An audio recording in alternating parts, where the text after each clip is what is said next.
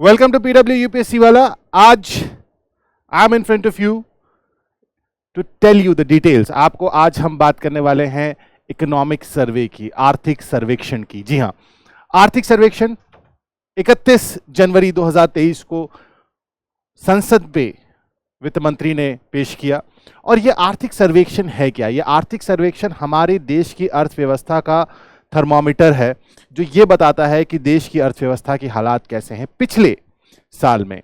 एक बहुत महत्वपूर्ण जो फर्क हमें समझना होगा आर्थिक सर्वेक्षण में और आम बजट में, कि आर्थिक सर्वेक्षण पिछले साल का इकोनॉमिक आर्थिक हालातों का विवरण है, और यदि हम बजट की बात करें, हम आम बजट की बात करें, तो वो आने वाले साल में, आने वाले वित्तीय वर्ष में जो सरकार का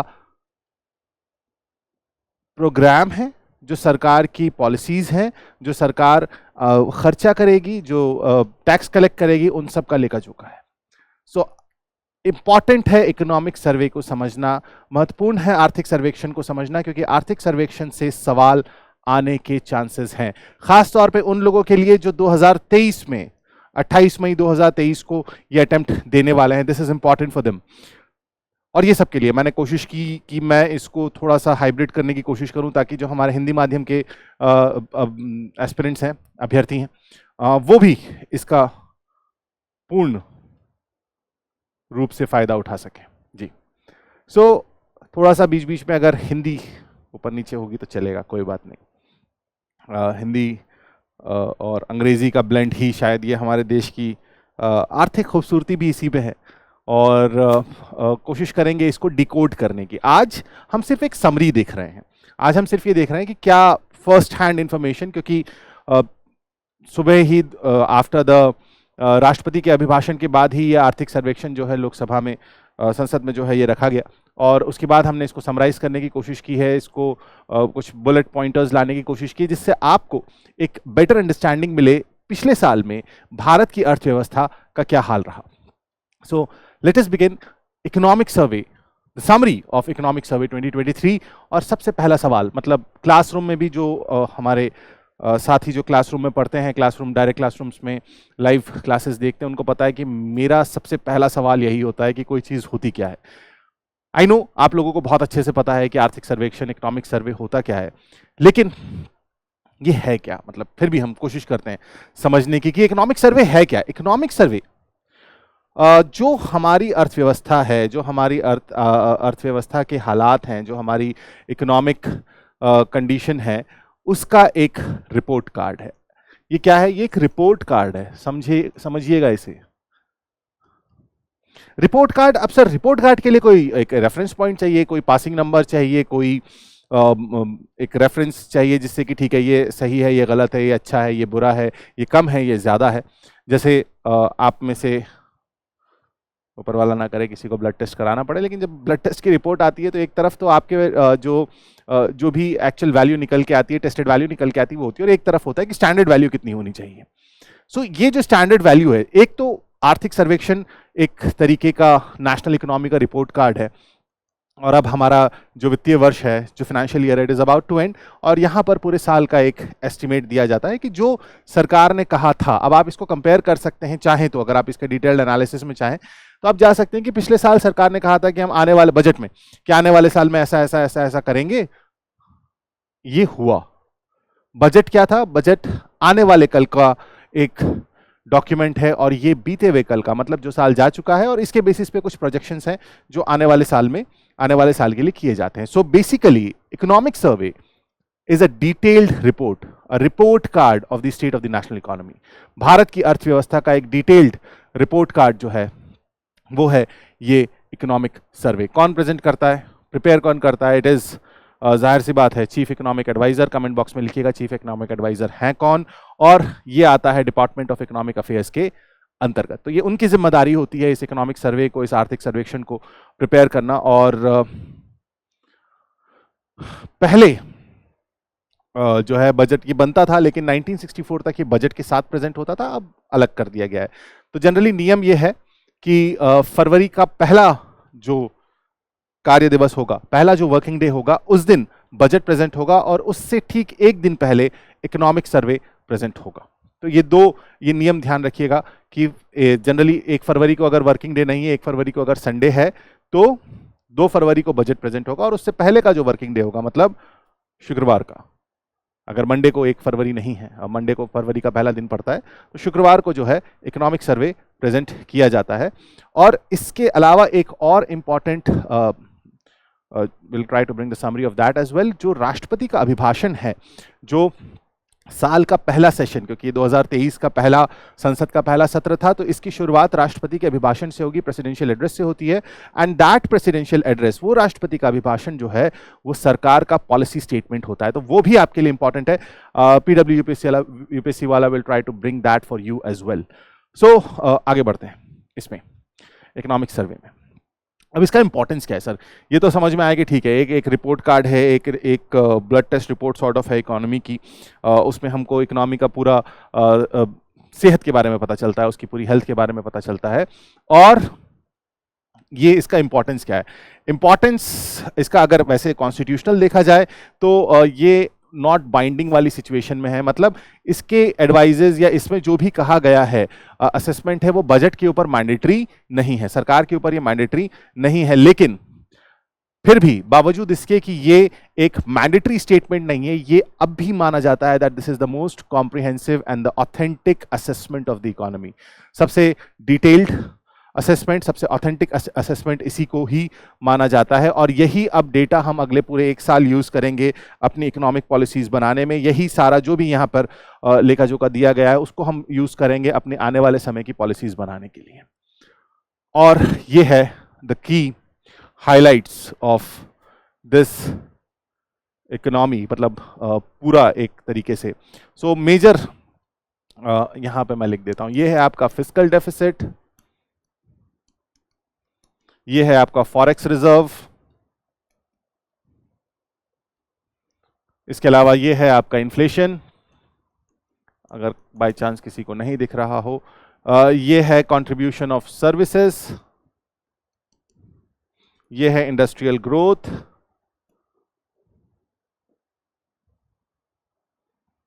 ये है एग्रीकल्चर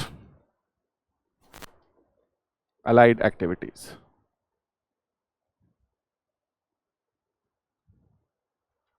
ठीक है, तो फिस्कल डेफिसिट, राजकोषीय घाटा,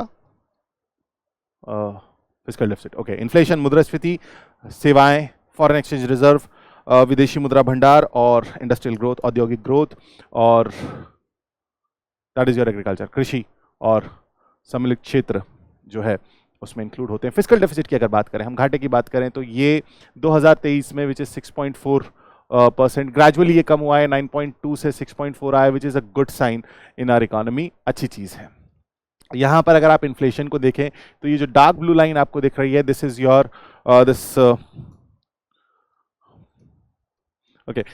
this dark blue line is your WPI, wholesale price index. ये जो आपकी ग्रीन लाइन है यहाँ पर, ये आपका CPI है, कंज्यूमर प्राइस इंडेक्स। और आप देख सकते हैं कि कंज्यूमर प्राइस इंडेक्स ग्रेजुअली 6.8% पे है, वो जो 6% का अपर थ्रेशोल्ड था RBI का, उससे ऊपर है, लेकिन ओवरऑल रिकवरी है, 11.5 है, 13 तक टच किया था। ग्रेजुअली होलसेल प्राइस इंडेक्स भी जो है वो कम हो रहा है। फॉरेक्स रिजर्व की बात करें तो बढ़ता है बढ़ता है बढ़ता है, 2021-22 में दिस वाज दिस मच, और 563 बिलियन US डॉलर्स जो है इस वक्त हमारा फॉरेक्स रिजर्व है। उसके अलावा सर्विसेज का कंट्रीब्यूशन इन सर्विसेज का growth, this is the growth rate, ठीक है। ग्रोथ रेट जो है ये ग्रेजुअली ऊपर नीचे हो रहा है, ये सब कोविड का इम्पैक्ट है, ये देखिए ये कोविड का इम्पैक्ट है। एग्रीकल्चर मोर और लेस स्टेडी है, पिछले 3 साल से 3-3.5% के आसपास एग्रीकल्चर जो है वो ग्रो कर रहा है। और इसकी बात करें GDP, तो GDP ग्रोथ, ये कोविड, ये देखिए कोविड का इम्पैक्ट है, ये रिकवरी है।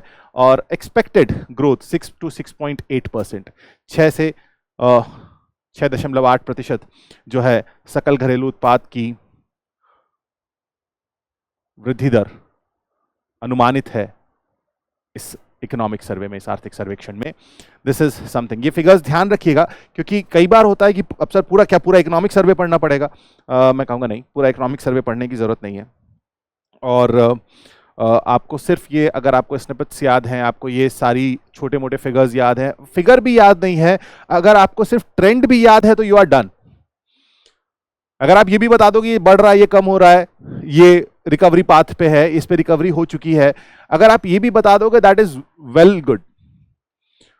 जरूरी नहीं है हर बार फिगर्स को जो है टू द पिन पॉइंट, हाँ अगर कोई इसको याद करके जो है कर सकता है तो मोस्ट वेलकम, अच्छी चीज है, एक एज मिलता है। लेकिन सिर्फ इसी को एक पैरामीटर मत बनाइए, सिर्फ इसी को एक पैरामीटर मत बनाइए कि यही जो है एक तरीका है।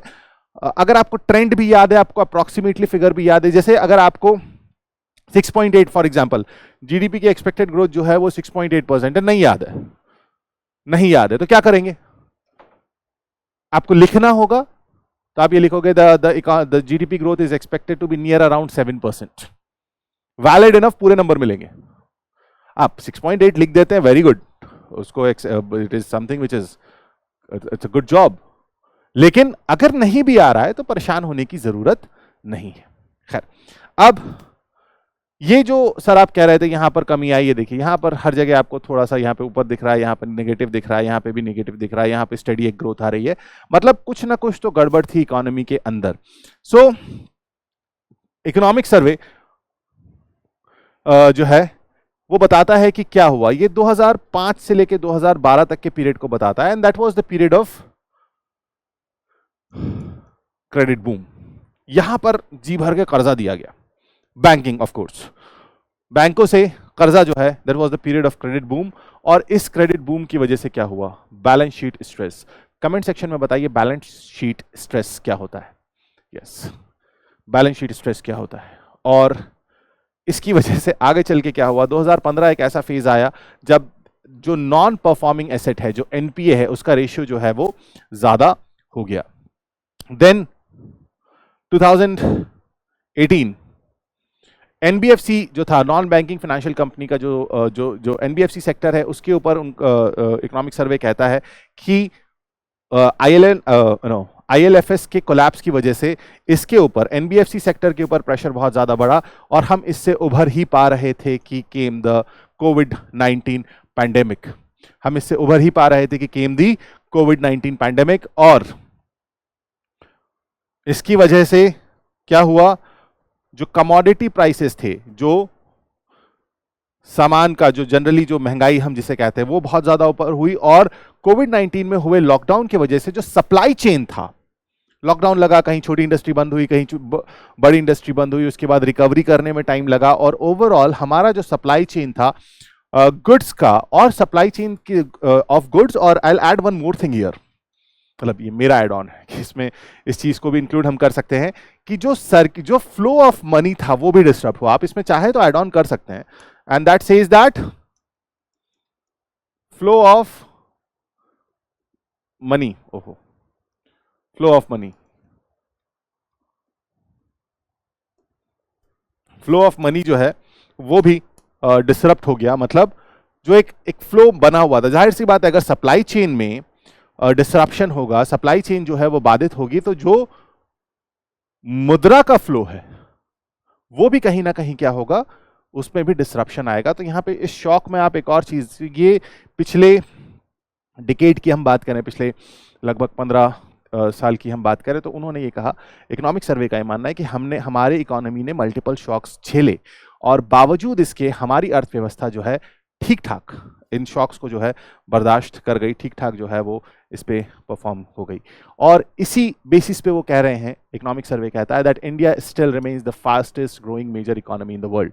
अभी भी भारत दुनिया की जितनी अर्थव्यवस्थाएं हैं, दुनिया की जितनी अर्थव्यवस्थाएं हैं, जितनी जो तेज ग्रो कर रही अर्थव्यवस्थाएं हैं, उसमें India is the fastest growing, Bharat सबसे तेजी से उभरती हुई अर्थव्यवस्था है। किसके बावजूद, बावजूद इसके कि जो रशिया यूक्रेन कॉन्फ्लिक्ट हुआ, उसके बाद इन्फ्लेशन के बाद, और हमने रिकवरी की जब हम बात करते हैं, when we talk about this,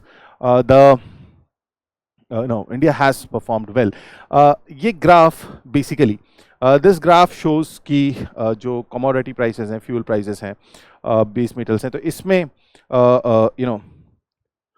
price rise comparison जो है यहाँ पर आप देख सकते हैं कि ये डिफरेंट सेक्टर्स में ये प्री कॉन्फ्लिक्ट लेवल, ऑल्दो हम ये मान रहे हैं कि ये जो यहाँ पे आप देख सकते हैं ये वाला जो पीरियड है, दिस इज फरवरी 2022 जब रशिया ने यूक्रेन के ऊपर हमला किया। उसके बाद देखते हैं आप कि यहाँ पर ग्रेजुअल जो है हम्प दिखने लगते हैं, उतार चढ़ाव हो रहा है।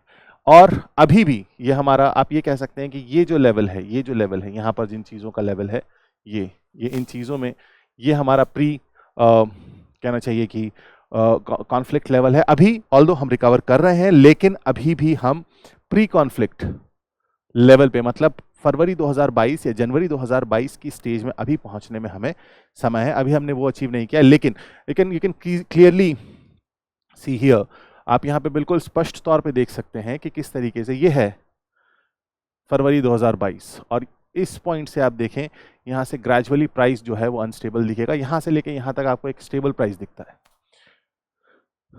This is how you decode the things. उसके अलावा एडवांस इकोनॉमीज़ की जब बात करते हैं हम, एडवांस इकोनॉमीज़ की जब हम बात करते हैं, इन्फ्लेशन स्टेज हाई, तो रेट ऑफ इन्फ्लेशन ये क्या बता रहा है?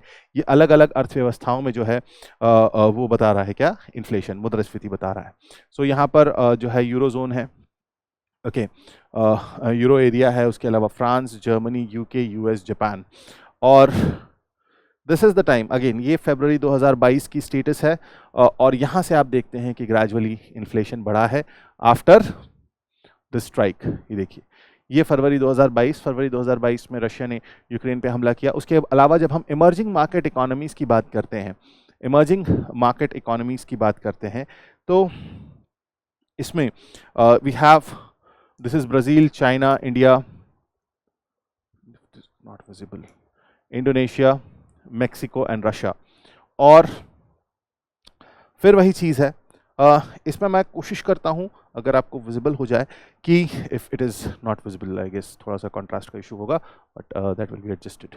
Okay, I will try to draw the line for inflation in India, और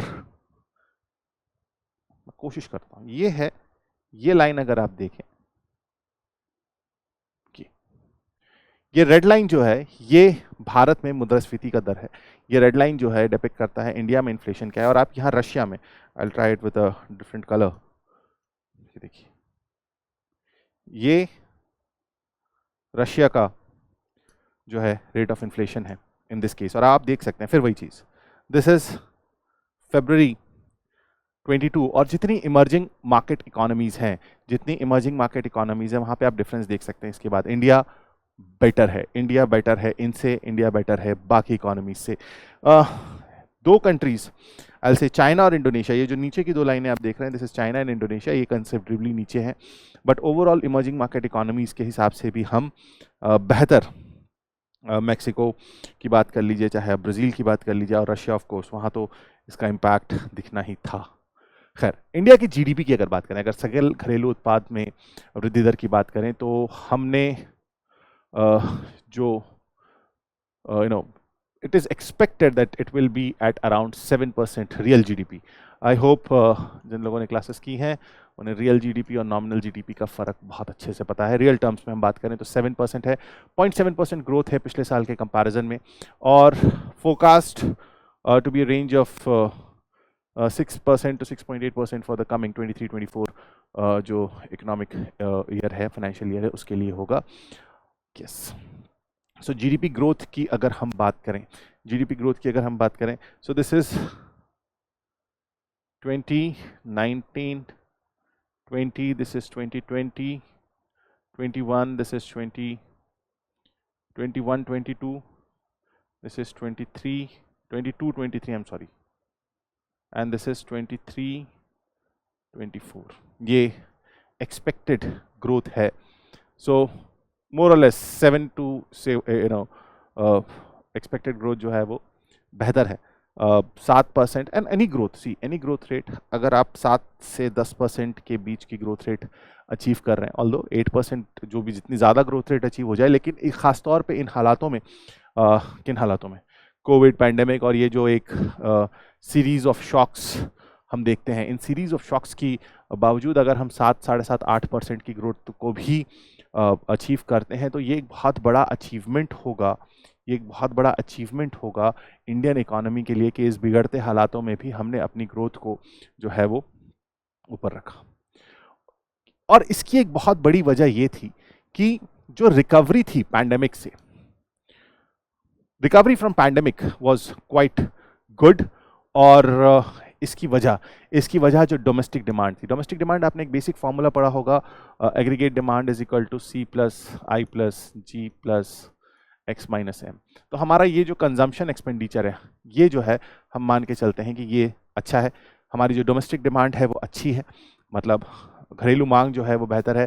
कैपिटल इन्वेस्टमेंट एक्सपेंडिचर, सो आपका कंजम्पशन एक्सपेंडिचर भी बढ़ा, कैपिटल इन्वेस्टमेंट भी जो है वो बढ़ा, एंड हेल्दी फाइनेंशियल्स, तो जाहिर सी बात है अगर हेल्दी फाइनेंशियल्स होगा तो आपका जी भी बढ़ेगा। तो सी भी बढ़ रहा है, आई भी बढ़ रहा है, जी भी बढ़ रहा है, तो ओवरऑल यानी कि कंजम्पशन एक्सपेंडिचर भी बढ़ रहा है, इन्वेस्टमेंट एक्सपेंडिचर भी बढ़ रहा है, गवर्नमेंट एक्सपेंडिचर भी बढ़ रहा है। And this is the reason that why we have, यही एक वजह है कि पैंडेमिक के बावजूद, कोविड-19 के बावजूद हमारी जो इकोनॉमिक ग्रोथ है, हमारा जो इकोनॉमिक जो अर्थव्यवस्था का जो ट्रेजेक्टरी है वो ऊपर की तरफ है, and this is a very good sign, this is indeed a very good sign. So this, ये सारी चीज़ों में बढ़ोतरी हो रही है। बेसिक फार्मूला, ये एक ऐसा फार्मूला है ना, अगर आपको इस फार्मूले की डेप्थ समझ में आ गई कि ये फार्मूला कहाँ कहाँ यूज़ कर सकते हैं, एक्चुअली आप इसे जहाँ चाहे वहाँ यूज़ कर सकते हैं। ये फार्मूला आप बजट में यूज़ कर सकते हैं, ये फार्मूला आप प्राइवेट इन्वेस्टमेंट में यूज़ कर सकते हैं, एग्रीगेट डिमांड में यूज़ कर सकते हैं, बैलेंस ऑफ पेमेंट में यूज़ कर सकते हैं, एक्सपोर्ट इंपोर्ट वाले पार्ट में, जहाँ मर्जी आए वहाँ यूज़ करो। Yes, this is something which is like that, इतना यूनिवर्सल फार्मूला है इकोनॉमी में। अब अगली चीज़ कि ग्लोबल इकोनॉमिक चैलेंजेस, ये जो टेबल है ये बताता है दैट हर किसी का जो इकोनॉमिक ग्रोथ प्रोजेक्शन है, मतलब जो दुनिया की बड़ी एजेंसीज हैं, IMF है, वर्ल्ड बैंक है, ये क्या करती हैं, ये ग्रोथ प्रोजेक्शंस देती हैं कि किसी भी कंट्री का आने वाले समय में क्या जो है ग्रोथ प्रोजेक्शन है, क्या एक्सपेक्टेड है। सो दुनिया का 3.2, फिर रिवाइज दिस इज 2.7, और ये no this is in percent, this is growth projection है। और दिस इज जो चेंज आया सब में देखिए नेगेटिव आ रहा है, इंडिया में उन्होंने कोई चेंज नहीं दिया। सो 2022 में India, so this is from the world economic outlook, और यहाँ से आप देख सकते हैं this is world advance economies की, US, euro area, UK, Japan, emerging markets और इंडिया। प्रोजेक्टेड ग्रोथ देख रहे हैं आप, किसी की भी प्रोजेक्टेड ग्रोथ जो है यहाँ पर 3% से बल्कि 4% से ज़्यादा नहीं है, ठीक है, 2022 में। और अगर आप 2023 की बात करें तो ग्रोथ प्रोजेक्शंस आप देख सकते हैं, सिर्फ चाइना जो है वो 4.4% पे, और इंडिया की प्रोजेक्टेड ग्रोथ जो है वो 6.1% पे है। ये है वो उम्मीद अर्थव्यवस्था की अपने आप से, मतलब why to ask someone else, but ये हमारी अर्थव्यवस्था की उम्मीद है, और ये दुनिया की उम्मीद है हमारी अर्थव्यवस्था से, and this is a very positive sign, this is indeed a very positive sign, is good. So this is one thing, moving on. अगर इकोनॉमिक कंटेक्स्ट में बात करें, परचेजिंग पावर पैरिटी के कंटेक्स्ट में बात करें, so India is the 3rd largest economy, India जो है 3री सबसे बड़ी अर्थव्यवस्था है PPP बेसिस पे, और 5वीं सबसे बड़ी अर्थव्यवस्था है एक्सचेंज रेट की बेसिस पे। ये दोनों में डिफरेंस है,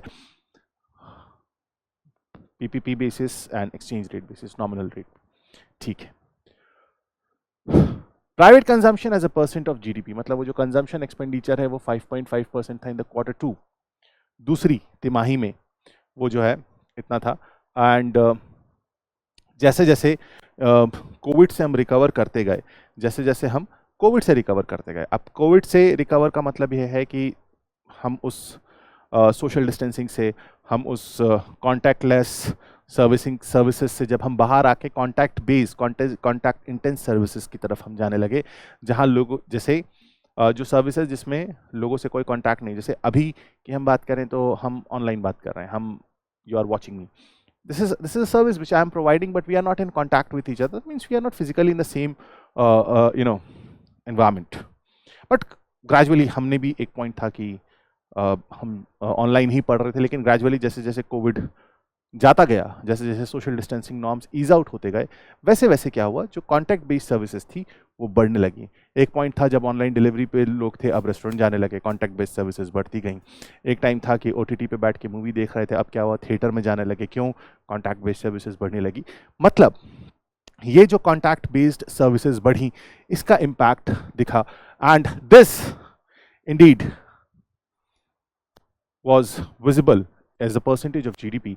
तो प्राइवेट कंजम्पशन बढ़ा, जब कंजम्पशन बढ़ेगा तो ज़्यादा कैपिटल की ज़रूरत पड़ेगी, ज़्यादा उस कंजम्पशन बढ़ने की वजह से ऑफ कोर्स डिमांड बढ़ेगी, और उस डिमांड को बढ़ाने के लिए, उस बढ़ी हुई डिमांड को टैकल करने के लिए, हमें किसकी ज़रूरत होगी, इन्वेस्टमेंट की ज़रूरत होगी, कैपिटल एक्सपेंडिचर की ज़रूरत होगी, और जिसकी वजह से कॉर्पोरेट बैलेंस शीट जो है वो बेहतर हुई। मतलब जो बड़े कॉर्पोरेट हाउसेस थे उनका जो है एक बेहतर बैलेंस शीट उनका सही होने लगा। एमएसएमईज को, स्मॉल बिजनेसेस की अगर हम बात करें तो उनको भी एक क्रेडिट जो है इजीली मिलने लगा, क्योंकि उनका बिजनेस रनिंग में था। और फिर जो माइग्रेशन, जो एक रिवर्स माइग्रेशन हो गया था कोविड के टाइम पर, वो वापस शहरों की तरफ आया, इकोनॉमिक एक्टिविटी बढ़ी, वो वापस शहरों की तरफ आया और इकोनॉमिक एक्टिविटी बढ़ी। और अगर बिकॉज दिस इज एक्सपेक्टेड कि अभी, क्योंकि 2 महीने, आज से एग्जैक्टली 2 महीने बचे हैं अभी वित्तीय वर्ष पूरा होने में, फाइनेंशियल ईयर पूरा होने में, जो 2 महीने बचे हैं उसमें एक्सपेक्टेड है कि हम जो है कैपिटल एक्सपेंडिचर को जो है जो टारगेट्स हैं उसको पूरा कर लेंगे। जो कैपिटल एक्सपेंडिचर टारगेट्स हैं हम उसे क्या करेंगे, हम उसे पूरा कर लेंगे। Fine. So this is again comparison, और 4 चीज़ों की इसमें बात हो रही है। ये है कैपेक्स, कैपिटल एक्सपेंडिचर, ठीक है। This is your private investment, this is your tax collection, and this is your revenue expenditure.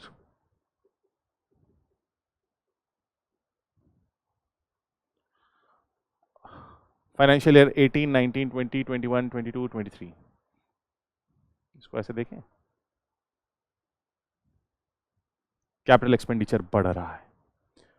Private investment की बात करें, this is half, first half, okay, this is 20, 21, 22, 23,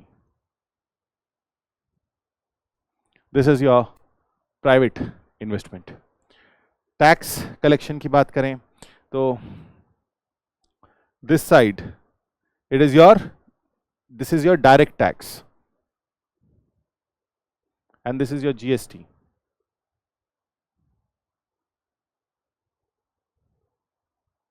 This is your GST collection. अब बात करें revenue expenditure की, this is 18, 19, 20, 21, 22, 23, and this is the trend that you have to derive. तो चाहे capital expenditure हो, उसमें हम बहुत अच्छा एक्सपेक्ट कर रहे हैं। ऑफ कोर्स प्राइवेट इन्वेस्टमेंट थोड़ा सा कम हुआ इन 21, लेकिन ग्रेजुअली हमने देखा कि वो उससे it's picking up, and everything is on a rise. Everything, इन सारी चीज़ों की आप बात करेंगे तो everything is on a rise, which is a good sign for our economy. Fine. So this you can draw. GST का कलेक्शन आप देखेंगे एकदम से बूस्ट होता है, there's a boost in the GST collection which is visible, which is, and everything is evident out here. ये सारा जो डेटा है, ये इकोनॉमिक सर्वे का ही data we have presenting in front of you. Now, inflation की अगर हम बात करें, सो बोरोइंग कॉस्ट, जाहिर सी बात है इन्फ्लेशन अगर ज़्यादा होगा तो जाहिर सी बात है, इन्फ्लेशन ज़्यादा होगा तो RBI will have a tight monetary policy to curb the inflation.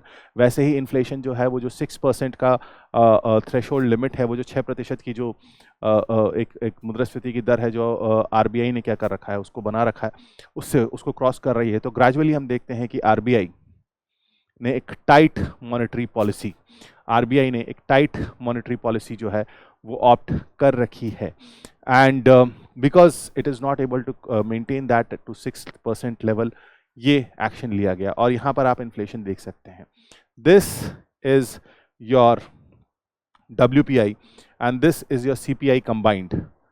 Comment section में बताइए CPI कंबाइंड में किस किस चीज़ को लिया जाता है, कौन कौन से CPI के दो कंपोनेंट्स हैं जो CPI कंबाइंड में ऐड ऑन किए जाते हैं। And at present you can C April to December 2022, 11.5% and 6.8%. This is your what? This is your wholesale price index. This is your consumer price index combined. और इसको tackle करने के लिए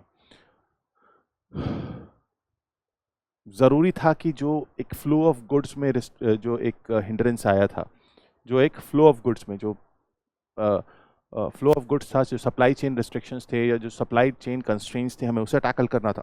and in order to tackle दो supply constraints, what we have to do, see इसी दौरान बावजूद इसके कि जो रेट ऑफ बोरोइंग था, जो रेट ऑफ इंटरेस्ट था वो ज़्यादा था, जो क्रेडिट ग्रोथ दिखी वो बहुत अच्छी दिखी, विच is good for economy. Credit growth, institutionalised credit, हम क्रेडिट ग्रोथ की जब बात करते हैं तो हम इंस्टीट्यूशनल क्रेडिट की बात करते हैं। और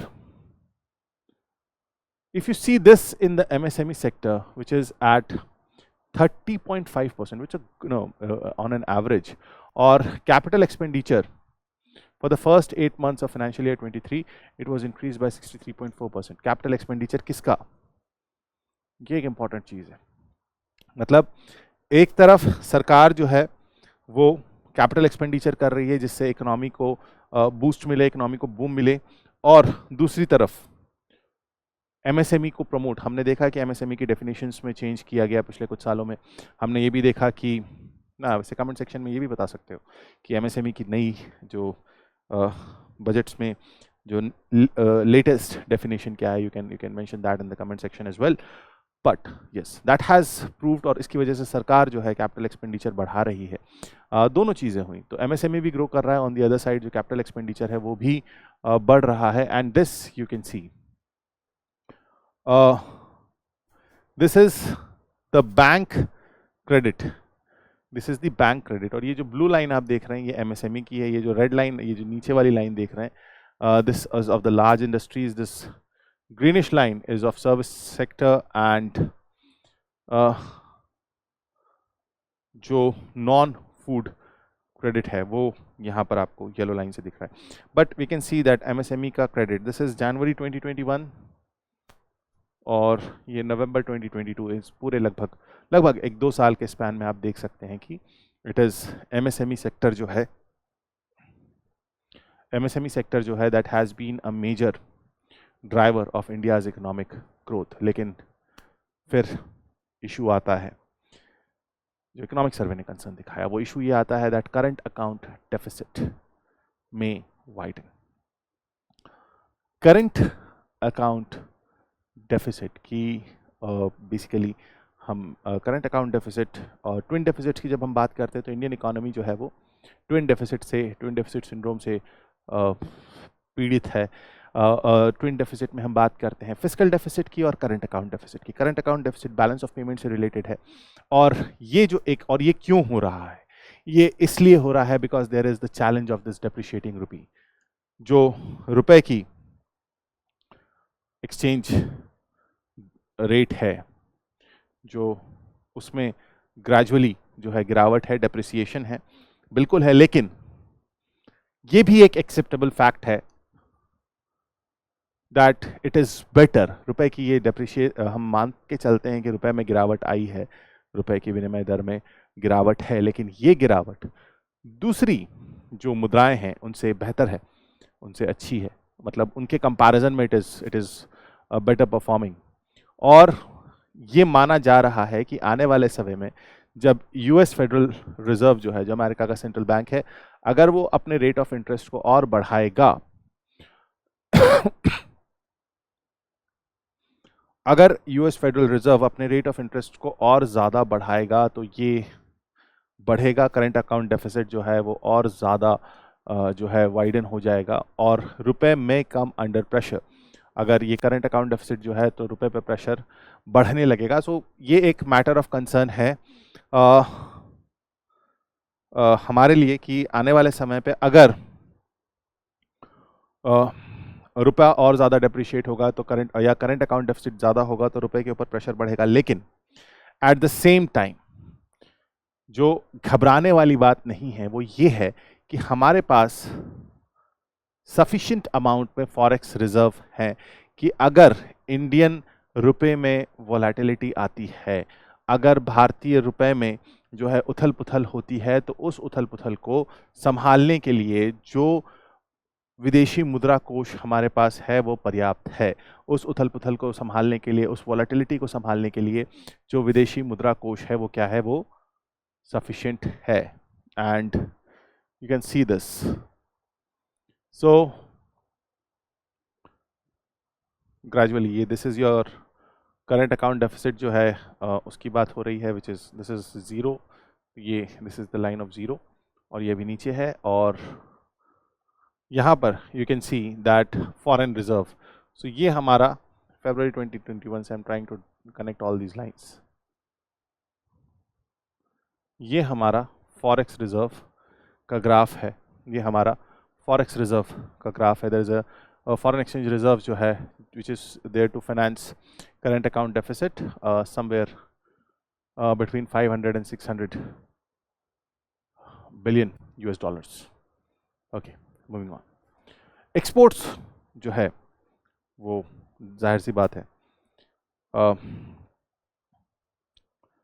यस, सो ग्रोथ एक्सपोर्ट्स जो है वो अच्छा है। एंड इसी की वजह से, इस एक्सपोर्ट के बेहतर होने की वजह से जाहिर सी बात है जब एक्सपोर्ट बेहतर होगा तो प्रोडक्शन जो है वो बेहतर होगा। जब एक्सपोर्ट बेहतर होगा तो जो प्रोडक्शन है वो भी क्या होगा, वो भी बेहतर होगा। और ये इम्पैक्ट दिखता है। इलेक्ट्रॉनिक एक्सपोर्ट जो है वो हमारे लिए एक बहुत इंपॉर्टेंट चीज़ बनता जाता है, क्योंकि अगर आप फाइनेंशियल ईयर की बात करें 19 की बात करें तो हमारा जो इलेक्ट्रॉनिक्स का एक्सपोर्ट था which was around $4.4 billion in financial year 19 has now become $11.6 billion in financial year 2022। Exports अच्छी चीज़ है, मतलब एक्सपोर्ट में let's say we have a positive sign.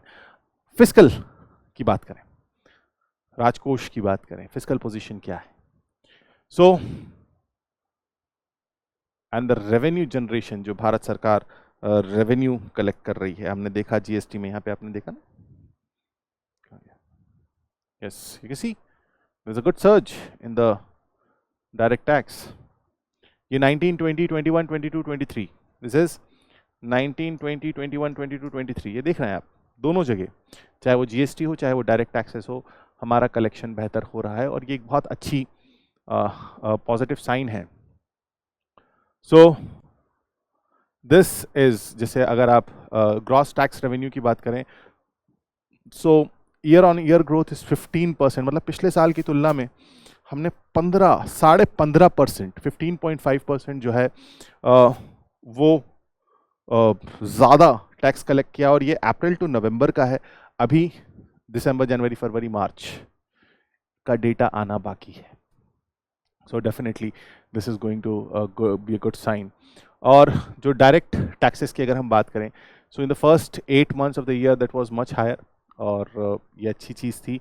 GST collection जो है वो 24% के आसपास, लगभग अप्रॉक्सीमेटली 24% जो है GST collection year on year basis पे, मतलब पिछले साल की तुलना में इस बार हमारा जो जीएसटी कलेक्शन है वो 24% ज़्यादा है, विच इज़ है नो। कैपेक्स की बात करें, सेंट्रल जो सेंट्रल गवर्नमेंट का कैपिटल एक्सपेंडिचर है उसकी बात करें, so which was 1.7% from 09 to 20 and then 22 it is around 2.5%। तो ये भी कैपिटल एक्सपेंडिचर भी जो है वो ग्रेजुअली बढ़ा है। इसकी वजह से क्या हो रहा है, जो इंफ्रास्ट्रक्चर इंटेंसिव सेक्टर्स हैं, मतलब जहाँ जिन सेक्टर्स की ग्रोथ में इंफ्रास्ट्रक्चर की ज़रूरत है, चाहे वो रेलवेज हो, हाउसिंग हो, स्मार्ट सिटीज़ हो, यहाँ पर इट इज़ गोइंग वेल। और इसकी वजह से इन सेक्टर्स में जो इंफ्रास्ट्रक्चर इंटेंसिव सेक्टर है उसकी ग्रोथ में we see gradual increase. Sustainable debt to GDP, जो डेट टू जीडीपी रेशियो है वो भी एक सस्टेनेबल पोजीशन में आता है। फाइन, अब मॉनेटरी पॉलिसी की बात करें। अच्छा साल था, क्यों सर? पहली चीज तो क्योंकि पूरा साल इन्फ्लेशन का इम्पैक्ट दिखा, बिल्कुल दिखा, और उस इन्फ्लेशन को कंट्रोल करने के लिए, उस मुद्रास्फीति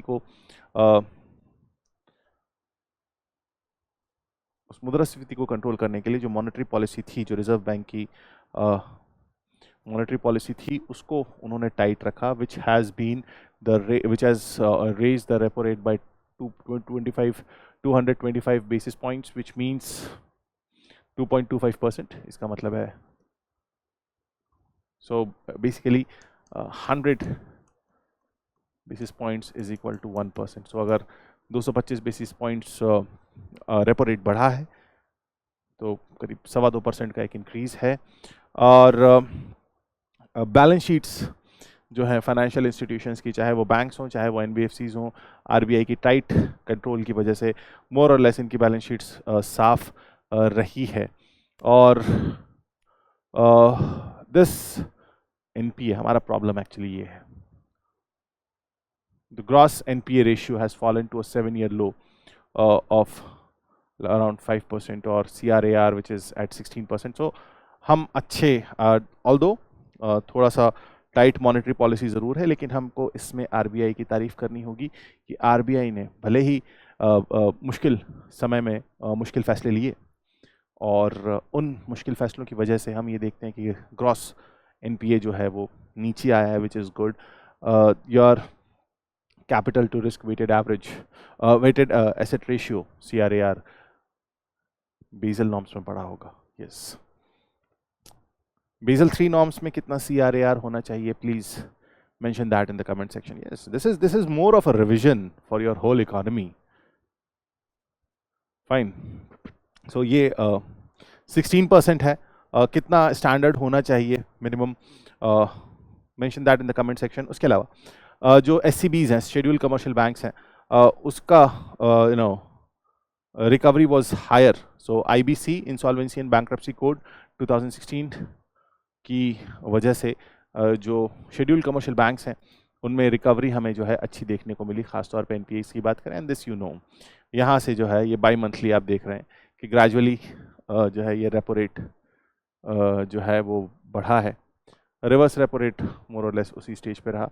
रेपो रेट को ग्रेजुअली इंक्रीज किया गया, SDF और MSF दोनों को इसमें इंक्रीज किया गया। सोशल इंफ्रास्ट्रक्चर और एम्प्लॉयमेंट की अगर बात करें, सोशल इंफ्रास्ट्रक्चर एंड एम्प्लॉयमेंट को अगर हम देखें तो this has seen a significant, क्योंकि सरकार का खर्चा बढ़ा है। सरकार का खर्चा कहाँ बढ़ेगा? सरकार का खर्चा बढ़ेगा सामाजिक कल्याण में, और there was a significant increase, और इसमें हमें एक अच्छा इंक्रीज, एक there is a good increase in that. और अगर हम सेंट्रल स्टेट गवर्नमेंट का जो बजट एक्सपेंडिचर हेल्थ की बात करें, so that was 2.1% of the GDP and 2.2% इन तो ये ग्रेजुअली, ये बजटेड एस्टिमेट था, ये रिवाइज्ड एस्टिमेट है। सो फाइनेंशियल ईयर 21 में दिस वाज 1.6%। सो हमारा जो स्वास्थ्य सेवाओं पे जो खर्चा है, जो सरकार का खर्चा है, वो बढ़ा है। और सोशल सेक्टर एक्सपेंडिचर जो है वो फाइनेंशियल ईयर 2016 में सोशल सेक्टर की, जब हम सोशल इंफ्रास्ट्रक्चर की बात करते हैं तो मोस्टली हम हेल्थ, एजुकेशन और वेलफेयर की बात कर रहे होते हैं। तो वहाँ पर फाइनेंशियल ईयर 16 में अगर हम बात करें तो हम कितना खर्च कर रहे थे? लगभग 9 लाख करोड़ रुपए। और आज की अगर हम बात करें, budgetary estimate of financial year says that it is 21.3 lakh crore rupees. So आप देख सकते हैं ये 2 गुना से भी ज़्यादा, लगभग 2.5 गुना से थोड़ा सा कम जो है ये इंक्रीज हुआ है। देन एस्पिरेशनल डिस्ट्रिक्ट प्रोग्राम जो है एक बहुत इम्पॉर्टेंट गुड गवर्नेंस के लिए। और aspirational districts, I can say once I was a part of this when I was in NCERT, क्योंकि हम एजुकेशनल आउटकम पर काम कर रहे थे। And aspirational districts were those districts जहाँ एक्चुअली कुछ भी नहीं था, और इसीलिए वो एस्पायरिंग डिस्ट्रिक्ट्स थे क्योंकि उनमें कुछ बेहतर किया जा सकता था। Yes, so this is something which is we have to understand कि एस्पिरेशनल डिस्ट्रिक्ट्स पे जो 100 आइडेंटिफाई किए गए थे उनके ऊपर काम हुआ और उसने काफ़ी कुछ चीज़ों को उन डिस्ट्रिक्ट्स में बेहतर किया, और वो गुड गवर्नेंस का ख़ासतौर पे जो रिमोट और रिमोट लोकेशन है वहाँ पर it was very good. Jam Trinity की बात करें, जनधन, आधार और मोबाइल, और इसको बैकअप मिला with the power of the DBT, direct benefit transfer. So जो अब प्रत्यक्ष लाभ हस्तांतरण, direct benefit transfer, has brought the marginalise section, और नो डाउट ये एक बहुत ही कमेंडेबल, एक बहुत ही पॉजिटिव और एक बहुत ही इफेक्टिव स्टेप है सरकार का, जहां जो मार्जिनलाइज्ड सेक्शन है, जो कहना चाहिए कि जो poorest of the poor sections of the society हैं, उनको जो है वो इसका फ़ायदा मिला और वो अब मेन स्ट्रीम की तरफ आना शुरू हो रहे हैं, विच इज़ अ रेवोल्यूशनरी स्टेप। फिर 2 billion vaccine doses, 2 billion vaccine doses, yes. मतलब आधार और कोविन पोर्टल ने जो ईज आउट किया है वैक्सीन लगाना, और जिस स्पीड से वैक्सीन्स अवेलेबल की सरकार ने, विच इज़, मतलब सरकार डिजर्व्स एन अपलॉड्स। क्रिटिसाइज करने वाले करते रहते हैं, लेकिन हाँ, ऑन दिस यस। लेकिन कंसर्न फिर भी आता है, sir what about rate of unemployment, बेरोजगारी दर का क्या हुआ सर? बेरोजगारी दर की अगर आप बात करें, सो नो डाउट एक अच्छी खबर उसमें ये है कि इकोनॉमिक सर्वे का कहना है कि जो लेबर मार्केट है उसने प्री कोविड लेवल को अचीव कर लिया है, और even it has being beyond that pre Covid level. और जो अर्बन एम्प्लॉयमेंट रेट है, अर्बन अनएम्प्लॉयमेंट रेट है, this is your urban unemployment rate है, ये ग्रेजुअली कम हुआ है, ये लगभग 20% था, and if I can see that correctly, this was in June 20, this is जून 20, और अब इस पॉइंट पर आकर दिस इज 7.2%। तो यहाँ पर, और जबकि आप इस लेवल को देखेंगे, दिस इज योर जून 19, एक साल पहले, ठीक है, जून 19 में ये 8.9% था। इसीलिए यहाँ पर इकोनॉमिक सर्वे बता रहा है कि कैसे हमने जो बेरोजगारी का दर है उसमें हमारी जो कंडीशन है वो प्री कोविड लेवल से, मतलब कोविड से पहले जो स्थिति थी, कोविड से ठीक पहले जो स्थिति थी, उससे भी बेहतर हो चुकी है। एजुकेशन सेक्टर की बात करें, सो ग्रॉस एनरोलमेंट रेशियो और जेंडर पैरिटी दोनों बेहतर हुआ है। Class 1st to 5th as a percentage of the population for girls and boys improve, दोनों ग्रॉस एनरोलमेंट रेशियो जो है वो बेहतर हुआ है, बच्चियों के लिए भी और बच्चों के लिए भी, दोनों के लिए। जेंडर पैरिटी हम अचीव करने की कोशिश कर रहे हैं, और यहाँ पर वो विजिबल है। This is a good sign कि पढ़ाई यार, एजुकेशन और प्राइमरी एजुकेशन खासतौर पे नींव रखती है किसी भी अर्थव्यवस्था की। जी, जिस भी आप अर्थव्यवस्था को आप विकसित देखेंगे, जिस भी इकोनॉमी को आप देखेंगे, that it is a developed economy, there you will find that the level of primary education, more you give emphasis on primary education, more will be the chances and more will be the pace of your developed economy in coming, means when that primary, when those people, वो बच्चे जो उस वक्त प्राथमिक शिक्षा प्राप्त कर रहे हैं, जब वो इकोनॉमिक एक्टिविटी की स्टेज में आएंगे, आप यकीन करिए आपकी इकोनॉमी जो है बहुत अच्छे से डेवलपमेंट पाथ पे होगी। लेकिन ज़रूरी है कि वहाँ पर इन्वेस्ट किया जाए। प्राइमरी एजुकेशन में, प्राइमरी लेवल पे क्वालिटी एजुकेशन और इफेक्टिव एजुकेशन, फंक्शनल एजुकेशन की जब हम बात करते हैं, वो देना बहुत ज़्यादा ज़रूरी है।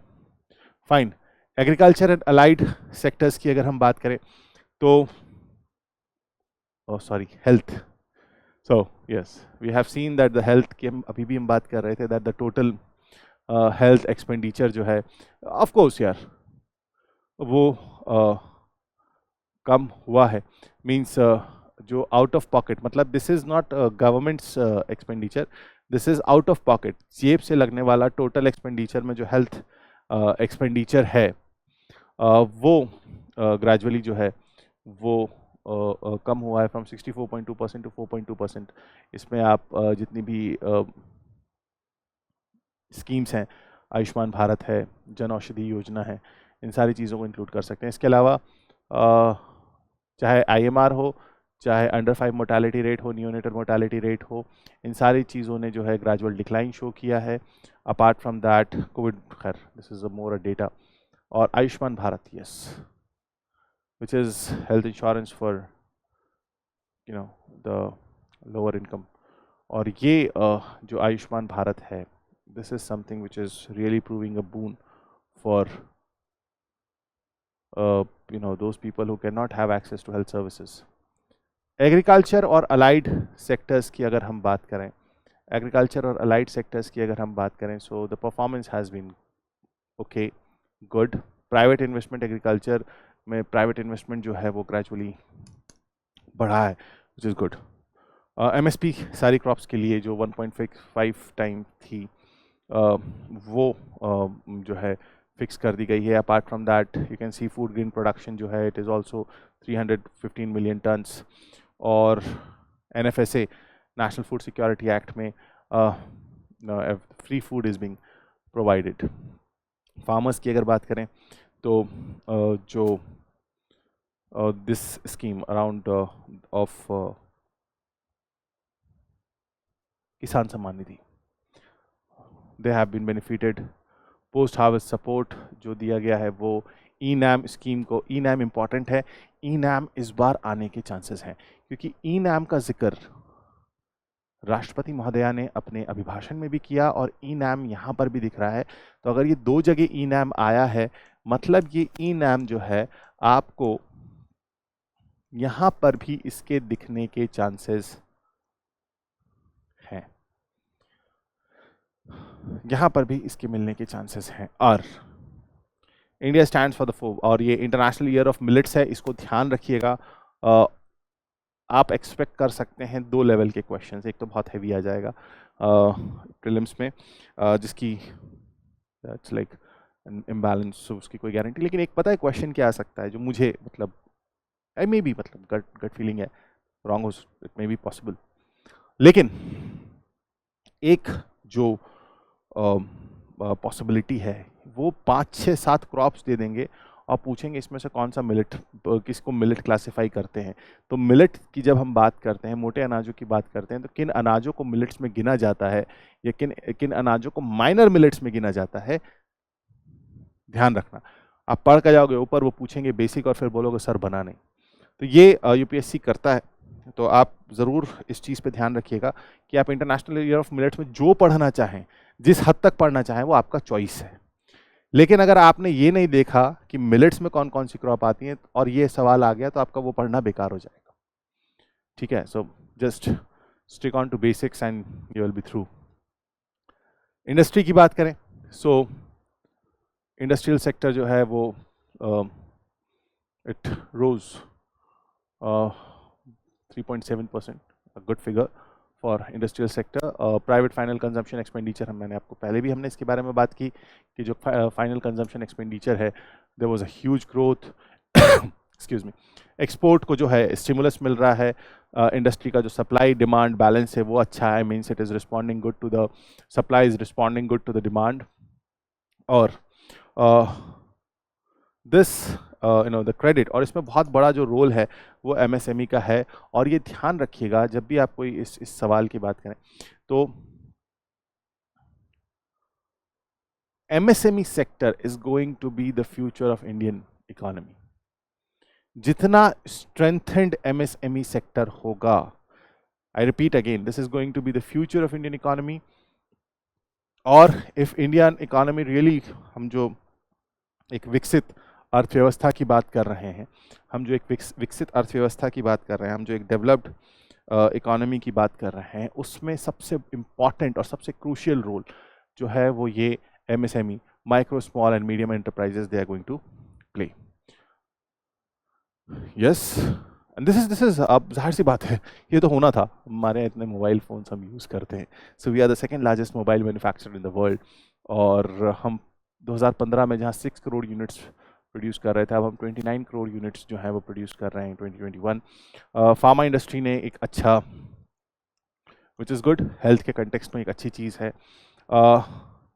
PLI production link incentive scheme जो है, इसको फिर से देखिएगा, इस स्कीम के all whereabouts is important, इसके आने के चांसेस हैं। So this scheme introduced across 14 categories, तो ये ध्यान रखिएगा कौन कौन सी कैटेगरीज हैं, अगर कुछ नया इंट्रोड्यूस हुआ है तो take care of that. And this is, और आप ये देख सकते हैं that investment under the which is like 47,500 crore rupees, so which is more than the target, मतलब टारगेट से 106% ज़्यादा है, which is phenomenal, मतलब ठीक है, अच्छा परफॉर्म कर रहे हैं। So growth and share of industrial components, so इसमें इंडस्ट्री में आ रहा है mining, this is GVA, this is mining and quarrying, this is manufacturing, electricity, gas, water supply, other utility services, construction. So इन सारे सेक्टर्स की हम बात करें, सो दिस इज 9.8% तक का जो ओवरऑल ग्रोथ है, this is overall GVA, overall gross value added जो है वो यहाँ तक हमको दिख रहा है। इंडस्ट्री का जो शेयर है in the total GVA, share of industry has now increase to 30%, share of industry is now 30% of the total gross value added. उसके बाद अगर बात करें about the components of core industries की अगर हम बात करें, सो this is coal, crude oil, natural gas, refinery products, fertiliser, steel, cement, electricity, the 8 core industries. So coal में आप देख सकते हैं there's a rise, steady growth in crude oil, natural gas में आप देख सकते हैं it's राइजिंग है, इसमें भी राइजिंग है, इसमें फिर राइजिंग है, इसमें भी अच्छी ग्रोथ है, इसमें भी अच्छी ग्रोथ है, इसमें भी अच्छी ग्रोथ है। So which is a positive sign, मतलब इंडियन इकोनॉमी के लिए industrial this is of the 8 core industries of that.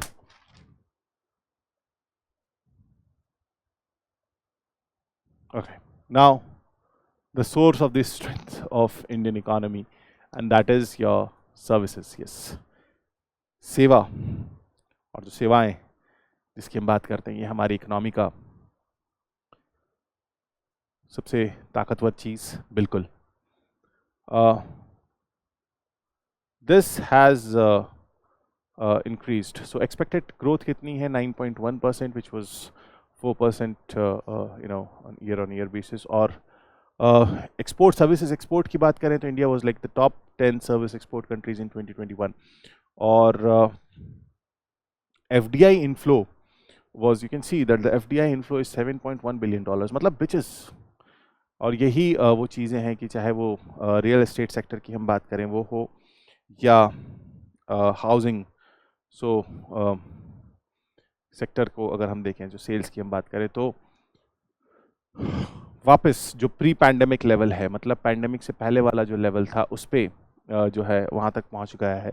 Tourism sector की बात करें तो ऑफ कोर्स घूमना फिरना, आना जाना, उसका रिवाइवल है, फॉरेन टूरिस्ट अब आ रहे हैं, कोविड रिस्ट्रिक्शंस अब ईज आउट हो रहे हैं, एंड इंटरनेशनल फ्लाइट्स रिज्यूम हो रही है। So this is expected to grow at 1% annually, which is this is about the e-commerce. E-commerce में थोड़ा सा ग्रेजुअली डिक्लाइन आना लाजमी है, क्योंकि कॉन्टैक्ट बेस्ड सर्विसेज जैसे जैसे बढ़ते जाएंगी, थोड़ा सा ई-कॉमर्स जो है वो ग्रेजुअली नीचे आएगा। एक्सटर्नल सेक्टर की अगर हम बात करें, एक्सटर्नल सेक्टर्स की बात करें, सो एक्सपोर्ट्स, मर्चेंडाइज एक्सपोर्ट्स पर लाइक $332 बिलियन अप्रैल का, और Brazil, south Africa, Saudi Arabia, हमारे पास डाइवर्सिफाइड एक मार्केट है। और to increase this, now this is your expected question in prelims 2023, yes, and this one, these two, ये आने के chances हैं that the CEPA with you, comprehensive economic partnership agreement with UAE and Australia, so this is something which जिसने export बढ़ाया है। उसके अलावा again as usual from many years we are the largest recipient of remittances in the world, हम दुनिया में सबसे ज़्यादा remittances जो है वो रिसीव करते हैं, 100 बिलियन डॉलर्स इन 2022, और ये एक पॉइंट ध्यान रखिएगा, ये as it is in the form of statement आपको प्री में दिख सकता है। क्यों इंपॉर्टेंट है? ये 100 बिलियन का बैरियर क्रॉस किया है, 100 बिलियन का बैरियर क्रॉस किया, और ये दोनों स्टेटमेंट्स आपको एज इट इज जो है, consider the following statements which are true in that format, ये आपको दिख सकते हैं। This is important that remittances are the second largest major source of external financing after service export. इसमें कुछ चेंज कर देंगे और उसे फॉल्स बना देंगे, तो ध्यान रखिएगा ये इसके आने के चांसेस हैं। Fine. As of December 2022 forex reserve, अभी हमने इसकी बात की, और हाँ ये एक स्टेटमेंट आ सकता है यहाँ पर। देखो क्या हो गया है, India is the third largest, consider the following statement, India is the third largest economy in the world on PPP basis, India is the fifth largest economy on exchange rate basis, and India has the sixth largest foreign exchange reserve in the world now, and India is the largest receiver of remittances in the world. अब इन्हीं statements को कुछ ऊपर नीचे करके भी UPSC में prelims में आपसे सवाल आ सकते हैं। कंफ्यूजिंग हो जाता है, यहाँ सुनना बोलना बहुत आसान है, लेकिन जब एग्जाम में यही चीज आती है तो कई बार ये कंफ्यूजिंग हो जाती है। Fine, moving on. Okay, so this is your merchandise export. ये जो आप ग्रीन वाला देख रहे हैं, this is your POL. POL is petroleum, oil and lubricants, और ये नॉन पीओएल एक्सपोर्ट्स हैं। सो आप ग्रेजुअली देख सकते हैं, इसको कनेक्ट करते हैं तो ट्रेंड लाइन निकल आती, ट्रेंड लाइन निकल आती तो मेंस में जवाब लिखना जो है वो आसान हो जाता है। ये आपका नॉन पीओएल एक्सपोर्ट है। ये आप अगर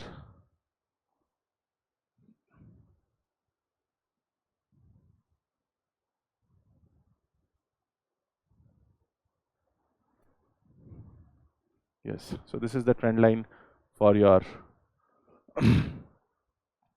petroleum export, non petroleum export. So उसके अलावा petroleum and oil imports, gold silver imports, और ये अदर इंपोर्ट्स, ये इंपोर्ट्स का ग्राफ है। ये 2020-21 का है, 2021-22, 22-23। एक्सपोर्ट्स की इंपोर्ट्स की बात करें, non petroleum, non gold imports, see the trend. Fine.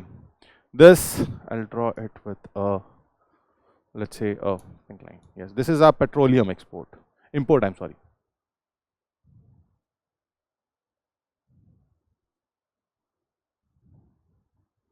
Fine. Gold की अगर बात करें, so this is your gold.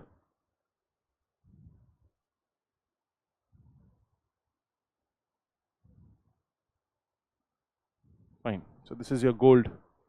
Gradually आपको यहाँ पे एक ट्रेंड दिख जाता है कि हमारा जो this is POL means petroleum, oil and lubricants, gold and silver, and this is non POL, not gold and silver. External sector हमारे लिए एक ध्यान देने वाला एस्पेक्ट बनता है, बिकॉज अगर आप एक्सपोर्ट्स की बात करें, अगर आप मर्चेंडाइज एक्सपोर्ट्स की बात करें, so which was at $332 billion, which was at $332 billion in April to December 2022, which is 16% up। अच्छी चीज़ है, मतलब हमारा वो बढ़ रहा है। देन इंडिया इज द, ये तो सारी चीज़ें हमने देख ली हैं। 7th लार्जेस्ट, हाँ ये ध्यान रखिएगा, 7th largest exporter, service exporter, और यहाँ पर इन चीज़ों में 6th largest foreign exchange reserve. तो ये सारी रैंकिंग्स जो है ध्यान रखिएगा, एक साथ लिख लीजिएगा एक जगह, this will definitely help you out. National infrastructure pipeline, yes, NIP। So इसमें 9,000 से ज़्यादा projects, 140 crore, different stages of implementation, और जो प्रोजेक्ट्स कंप्लीट हो चुके हैं, around 1000 projects have been completed till date. So national highways or road construction has increased. So how many kilometers of national highway was constructed? Okay, so this shows कि हमने एक साल में कितना national number, कितने किलोमीटर national highways construct किया। This you can see is a graph, and this is थोड़ा सा clear नहीं होगा, but this is for April to October 2021 और April to October 2022।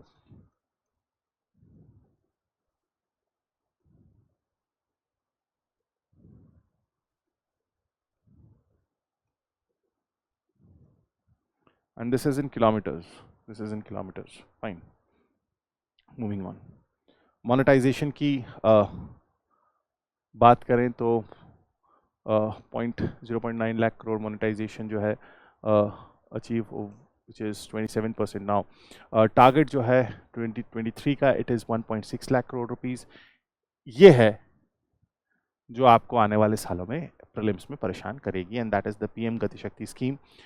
और this has, what is the status right now, 40 gigawatt, and this is as of September 2022. Government ने कितना targeted capacity, 40 gigawatts of development for 59 solar parks in 16 states. This is an important figure. Then कितनी gigawatt, 17.2 gigawatt hertz electricity generated during 2022. पिछले साल 15.9 थी, मतलब हमारी जो है वो बढ़ रही है, capacity is increasing. Apart from that, yes, this is something. Logistics, हमारा एक बहुत बड़ा जो पीएम गति शक्ति का एक बहुत बड़ा टारगेट है, वो ये है कि जो लॉजिस्टिक्स कॉस्ट है, जो लॉजिस्टिक्स कॉस्ट है उसे क्या करना है, लॉजिस्टिक्स कॉस्ट को कम करना है. फाइन. एंड इसमें इंपॉर्टेंट क्या है, इसमें से इंपॉर्टेंट ढूंढते हैं. इसमें से इंपॉर्टेंट है एक तो ये उड़ान स्कीम, दैट इज उड़े देश का आम नागरिक. 2016 से 1 करोड़ पैसेंजर्स जो है इसका फ़ायदा उठा चुके हैं. मेजर पोर्ट्स, शिपिंग पोर्ट्स जो है उनकी कैपेसिटी डबल कर दी गई है. We have achieve that, and more capital expenditure is being there. Digital growth की बात करें तो यस, यूपीआई ट्रांजैक्शंस हमारा बेहतर हुआ है, whether in terms of value और इन टर्म्स ऑफ वॉल्यूम. हर कोई हर चीज़ के लिए यूपीआई कर रहा है. Telephone subscriber base is around 117 crore with 44% in rural India, which is tele density is 4%. Fine. 200% increase in the rural internet subscription, which is from 2015. Phenomenal. And this was about economic survey. मैंने कोशिश की summarise करने की, मैंने कोशिश की उसको decode करने की और उन सारे चीज़ों को हाईलाइट करने की जो हमारे प्रीलिम्स और मेंस के लिए इम्पॉर्टेंट हैं. ये उनके लिए भी इम्पॉर्टेंट हैं जो जिनके इंटरव्यू शुरू हो चुके हैं. यस, आप अगर इस साल इंटरव्यू में अपीयर हो रहे हैं, congratulations and all the very best. लेकिन आपके लिए भी ये एस्पेक्ट्स इंपॉर्टेंट हैं. ये फिगर्स अगर आप देख लेंगे तो शायद आपको आपके आंसर्स को बोर्ड के सामने आर्टिकुलेट करने में काफ़ी मदद मिलेगी. अभी इकोनॉमिक को लेके और सीरीज और चीज़ें आती रहेंगी. This is the first hand decoding of the economic survey. पहली जो हमें इंफॉर्मेशन मिली उस बेसिस पे हम इसको कर रहे हैं. अब we are working on this, और हम इसको और ज़्यादा आपके लिए प्रोडक्टिव बना के, इसको और ज़्यादा फ्रैगमेंट करके, और ज़्यादा चीज़ों को ईज आउट करके आपके सामने प्रेजेंट करेंगे. Till then, me signing off from here. Have a good time, stay safe, stay healthy. जय हिंद.